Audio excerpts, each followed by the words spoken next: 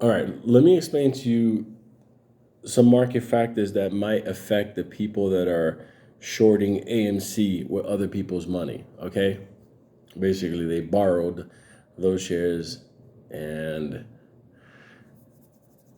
it costs money to do that. Um, you see this whole nonsense that's going on with the banks and stuff like that. Well, I believe it's all manufactured. That being said, it's spilling over. I'm gonna give you a quick. I'm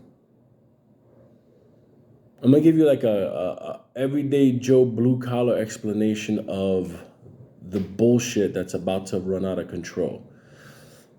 And this is where it becomes scary shit. All right, you know how you put your money in the bank and the bank's supposed to lend out money and they make money and then they pay you interest on your money. Okay, that shit is gone. You give a bank money, the bank invests in the market, and they've been investing in these treasury bonds. Okay, treasury bonds, these treasury bonds have been down. So when people pulling out money, they had to sell these treasury bonds at a loss. So they didn't have enough to cover the withdrawals on the deposits.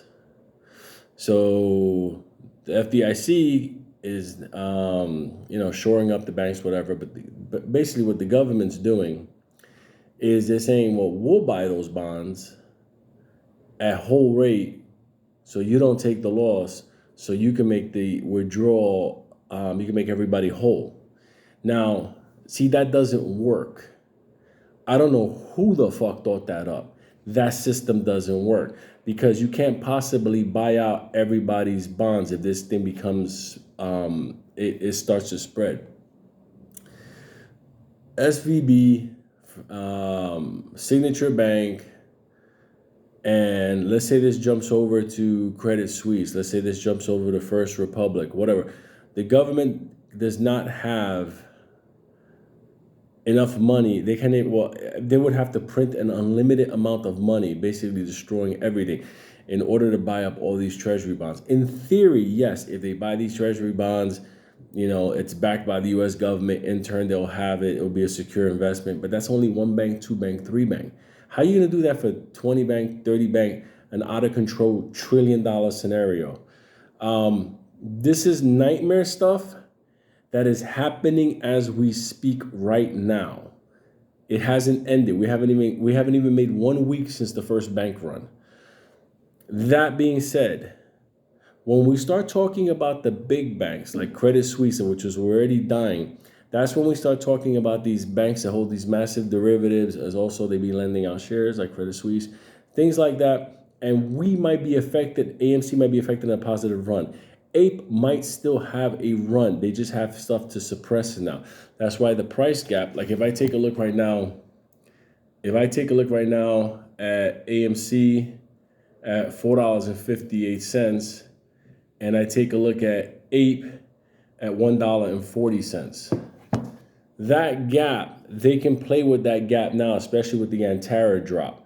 That's why I'm not gonna. If Antara wasn't gonna drop within 24 hours of the vote, I would have held on to Ape because Ape would have had a nice climb up.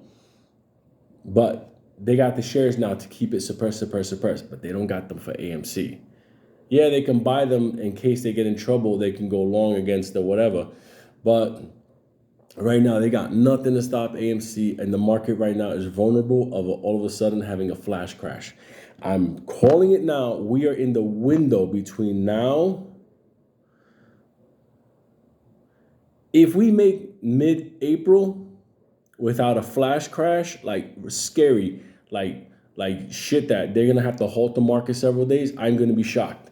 And I'm gonna know magic exists and the force is real. There's a Mandalorian out there with a fucking young Yoda. I will believe all that shit, unicorns and rainbows and everything. But that flash crash scenario, I believe, is gonna catch motherfuckers that are vulnerable and been paying a lot to hold AMC, and that will give us the run. We'll get our money and stuff like that. That's a different story. But that's what I believe could affect AMC, and that's what I'm counting on.